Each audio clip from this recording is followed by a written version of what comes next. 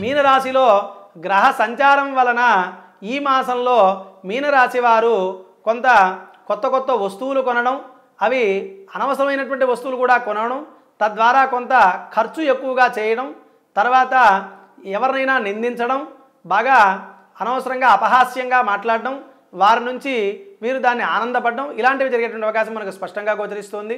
మీనరాశి వారికి రాజకీయ నాయకులకు మాత్రం అద్భుతంగా ఉంటుంది.